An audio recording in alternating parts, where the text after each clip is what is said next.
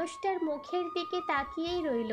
কি চমৎকারভাবে লোকটা কথা বলতে জানে, যে কেউ তার কথাটা মুগ্ধ হতে বাধ্য। লোকটার কণ্ঠস্বরে আলাদা একটা মায়া কাজ করে। তামচিৎ পাশ ফিরে চোখের পানিটুকু মুছে নিল, দীর্ঘশ্বাস ছেড়ে বলে উঠল, আমি এখনও দিশাকে ভালোবাসি ঠিকই, কিন্তু দিশাকে আঁকড়ে ধরে বাঁচতে চাই না।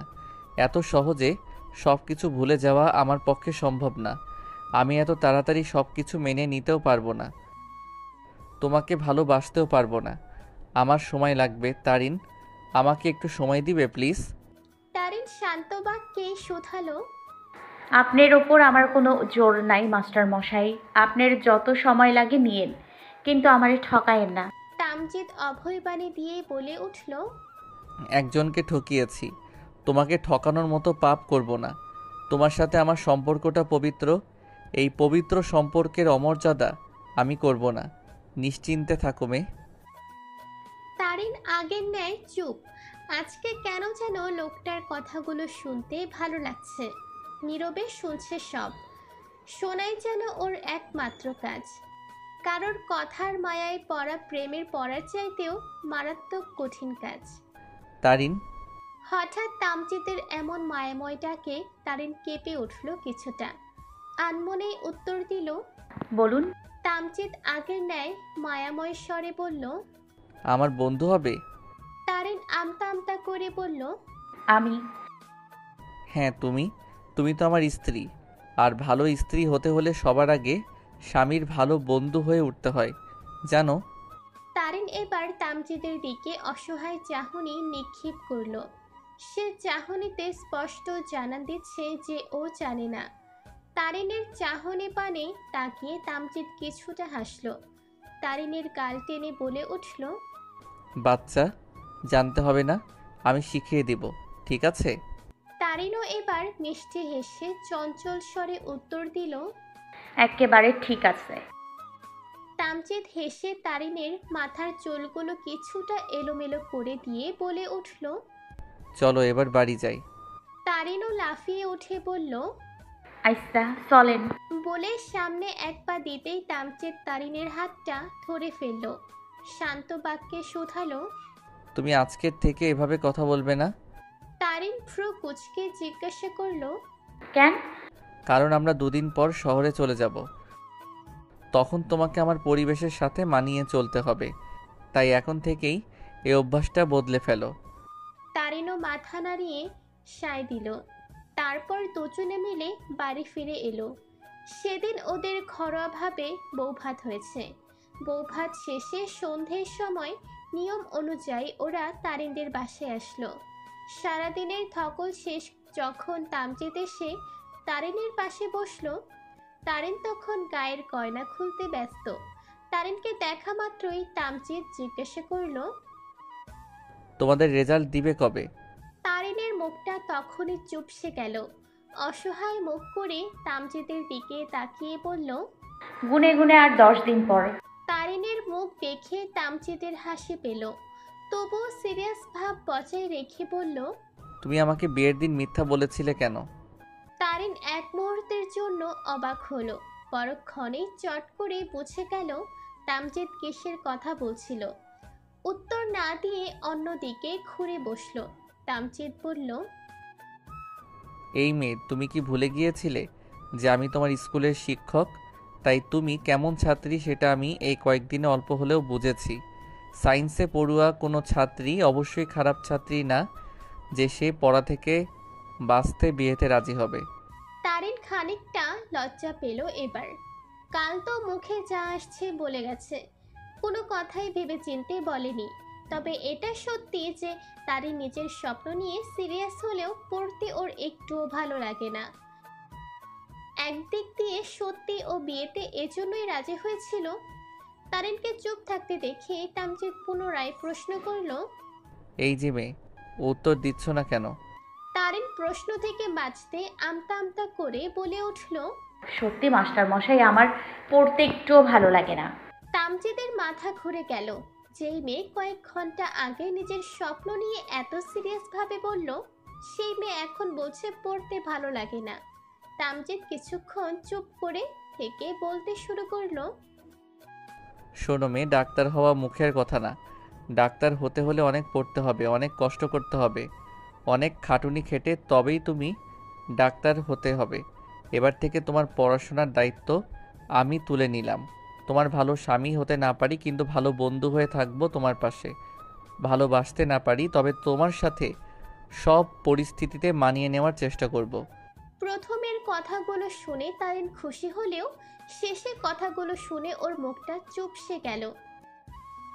তার মানে কি তামজিৎ ওকে কোনোদিন ভালোবাসতে পারবে না? এভাবে শুধু মানিয়ে চলবে সারা জীবন? ভালোবাসতে না পারলে বিয়ে করছেন কেন মাস্টার মশাই? তারিন আনমনে অস্পষ্ট স্বরে প্রশ্নটা করে বসল। তামজিদের ইন্দ্রদয়ে সবটুকু বাক্য বোধগম্য হলো না। প্রশ্ন করলো। কিছু বললে? তামজিদের প্রশ্নে তারিন ধ্যান ফিরে পেল। মুখে হাসি টেনে বলল। কই না তো। প্রতি উত্তরে তামজিদ মিষ্টি হাসি উপহার দিল।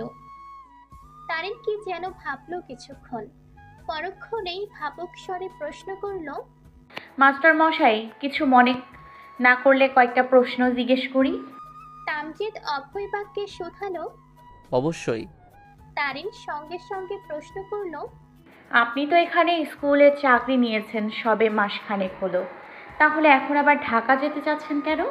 তামজিদ যেন এই প্রশ্নটার অপেক্ষা করছিল, তাই সেকেন্ডের মাথায় উত্তর দিল। মায়ের উন্নত চিকিৎসা প্রয়োজন। থেরাপি দেওয়া সহ অনেক ট্রিটমেন্ট করা বাকি এখনো, যেটা গ্রামে থেকে সম্ভব না। বিয়েটা এই জন্যই তাড়াতাড়ি করে দেওয়া হয়েছে। তারিন পুনরায় প্রশ্ন করল। তাহলে আপনি আর চাকরি করবেন না? তামজিদ হাসলো, বলল। চাকরি করব না কেন বোকা, অবশ্যই করব, কিন্তু সেটা এখানে না। ঢাকা একটা কলেজে বেশ ভালো স্যালারির চাকরির অফার পেয়েছি, সেখানেই জয়েন করব গিয়ে, ইনশা আল্লাহ। গ্রামে ছেড়ে যাবেন কেন মাস্টার মশাই? তামজিদ দীর্ঘশ্বাস ছাড়লো, বলা শুরু করলো। শোনো, আমি ছোট থেকেই ঢাকাতে বড় হয়েছি। বাবার চাকরির মেয়াদ শেষ হয়ে যাওয়ার পর বাবা মা গ্রামে চলে এসেছিল। আমাদের ঢাকা ফ্ল্যাট আছে, সেখানেই আমি, আপু আর দুলাভাই থাকতাম। দুলাভাইয়ের অফিসটা আমাদের বাসা থেকে সামনে ছিল, আর আমিও একা, তাই আপু আমার সাথেই থাকতো। পড়ালেখা শেষ করে সেখানেই চাকরিতে জয়েন করার পর থেকে মা প্রতিদিন ফোন করে অনুরোধ করত গ্রামে চলে আসার জন্য। গ্রামের প্রতি আলাদা টান ছিল, কিন্তু তবুও অত ভালো চাকরিটা ছেড়ে আসতে মন সায় দেয়নি প্রথমে। মাসখানেক আগে আমার মায়ের বোন মেরু ক্যান্সার ধরা পড়ে। অলরেডি এটা 4 স্টেজ পার হয়ে গেছে। শরীরের সমস্ত হাড়ে ক্যান্সারের জীবাণু ছড়িয়ে গেছে, তাই মায়ের রিকভারি করার চান্স নেই বললেই চলে। বাকিটা আল্লাহ ভরসা। তামজিদ এটুকু বলেই থামলো। ছেলেটার ভীষণ কষ্ট হচ্ছে তা তারিন ছেলেটার চোখের দিকে তাকিয়েই বুঝতে পারছে। কোনো ছেলের পক্ষেই মায়ের মৃত্যুর রোগের ব্যাখ্যা দেওয়া সহজ কাজ নয়। তামজিদের বুকের ভেতরটা খালি খালি লাগছে বড্ড। ভালোবাসার মানুষটাকে হারিয়েছে, এবার যাকে নিজের চাইতেও বেশি ভালোবাসে তাকে হারাতে হবে। ভাবতেই ওর নিঃশ্বাস বন্ধ হয়ে আসছে। কিছুক্ষণ থেকে তামজিদ শান্ত বাক্যে পুনরায় বলা শুরু করলো। চাকরি পাওয়ার কয়েকদিন পরেই দিশার ব্যাপারটা মাকে জানিয়েছিলাম। তখন থেকেই মা রাজি ছিল না। তখন থেকেই দিশাকে শর্ত দিয়েছিল, আর সাথে ভাবার জন্য সময় ও সুযোগ দুটোই দিয়েছিল, কিন্তু দিশা দুটোর একটাও কাজে লাগাতে পারেনি। তারপর যখন মা নিজের অসুস্থতার খবর জানতে পারল, তখনই হুট করে আমার বিয়ে নিয়ে উঠে পড়ে লাগলো। বাধ্য হয়ে মায়ের ভালোর জন্য তার সাথেই গ্রামে চলে আসলাম। এতগুলো দিন দিশার জন্যই মাকে মানানোর চেষ্টায় মত্ত ছিলাম, কিন্তু সফল হইনি আমি। না দিশা আমাকে বুঝলো, আর না মা আমাকে বুঝলো। আমার দুজন ভালোবাসার মানুষের একজন আমাকে বুঝলো না, অথচ দুজনেই আমাকে সত্যিকারের ভালোবাসতো। পুনরায় দীর্ঘশ্বাসে খেলায় মেতে উঠল তামজিদ। কষ্ট হচ্ছে বড্ড ওর। অসহায় বাক্যে আবারও শুধালো। বিশ্বাস করো দিশা যদি আমার মায়ের কথা মেনে নিত, আমি ওর সব আবদার পূরণ করতাম। আমার মা আর বাঁচবে কয়দিন সেটা উপরওয়ালা ছাড়া আমরা কেউ জানি না। যদিও ডাক্তারদের ভাষ্যমতে ধরে নেই আমার মা বড়জোর 6 মাস কি তারও কম সময় বাঁচবে। এখন তুমি আমাকে বলো এই 6 মাসের জন্য কি দিশা নিজের ক্যারিয়ার স্যাক্রিফাইস করতে পারতো না? ও তো নিজের জেদ আর ইগো নিয়েই থেকে গেল। আর তোমাদের সবার চোখে আমি ঠকবাজ বাজে পুরুষ হয়ে গেলাম। অথচ আমার চেষ্টার কোনো কমতি ছিল না। মা আর শখের নারী দুজনের জেদ জিতে গেল ঠিকই, মাঝখান থেকে আমি সবটা হারিয়ে ফেললাম। সেটা তোমরা কেউ দেখছো না। তারিন চুপ করে আছে। তামচিদের চোখে আজকে আর জল নেই, আজ শুধু না পাওয়ার হাহাকার, দহনের জ্বালা। তারিনের বুক কাঁপছে, অজানা অনুভূতিতে গা গুলিয়ে আসছে বারবার। চোখে চোখ দুটো ফেটে যেন অশ্রুরা হামলে পড়তে চাচ্ছে। খুব ইচ্ছে করছে তামচিদের পাশে বসে তামচিদের কাঁধে হাত রেখে বলতে যে, মাস্টার মশাই, আপনি কষ্ট পাবেন না। আপনার বন্ধু আছে তো, সে আপনাকে সামলে রাখবে। চেষ্টা করেও বলতে পারল না, মনের কথা মনেই রয়ে গেল। তারিন প্রসঙ্গ এড়িয়ে যেতে প্রশ্ন করল, দিশাকে আপুকে আপনার মা মেনে নেয়নি, তার কারণ দিশা আপু শহরের স্মার্ট চাকরিজীবী মেয়ে। আসল কথা হলো আপনার মায়ের চাকরিজীবী মেয়ে পছন্দ না, তাই তো? তামচিদ ছোট করে উত্তর দিল, হ্যাঁ, এটাই মূল কারণ। তাহলে আমার স্বপ্ন পূরণ হবে কি করে মাস্টার মশাই? তারিনের কম্পিত প্রশ্নে তামচিদের টনক নড়ল। সত্যিই তো, তারিনের পড়ালেখাও তো তাহলে সে মেনে নিবে না। তারিন অসহায় চোখে তামচিদের দিকে তাকিয়ে আছে, প্রশ্নের উত্তর পাওয়ার জন্য আকুল হয়ে আছে। তামচিদ কিছুক্ষণ ভেবে চিন্তিত স্বরেই বলল, বিষয়টা জটিল করে ভাবলে জটিল, আর যদি সহজ করে ভাবি তাহলে সহজ। তারিন কথাটার মানে ঠিক বুঝল না, অবুঝ স্বরে প্রশ্ন করল। মানে? তামচিদ উঠে দাঁড়ালো, পুরো রুম পায়চারি করতে করতে চিন্তিত স্বরেই বলা শুরু করলো, মা কি বলবে আমি জানি না, হয়তো মেনে নিতে পারে আবার নাও পারে।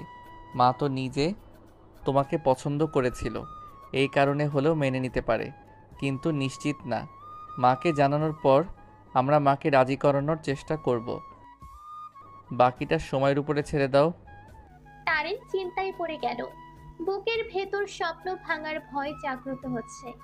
তারিনকে চিন্তিত দেখে তামজিদ এসে তারিনের মাথায় হাত রাখলো, শান্ত বাক্যে শুধালো, শোনো মেয়ে, আমি তোমার পাশে আছি। আমার দেহে প্রাণ থাকতে তোমার স্বপ্ন বিফলে যেতে দিব না ইনশাআল্লাহ। নিশ্চিন্তে থাকো। এখন এই ছোট্ট মাথায় বেশি চাপ না নিয়ে ঘুমিয়ে পড়ো। তারিন সাহস পেল এবার। বাবার পর কেউ একজন ওর মাথায় ভরসার হাত রেখেছে, সাহস দিচ্ছে। আর কি চাই ওর? দুজনেই গিয়ে শুয়ে পড়ল বিছানায়।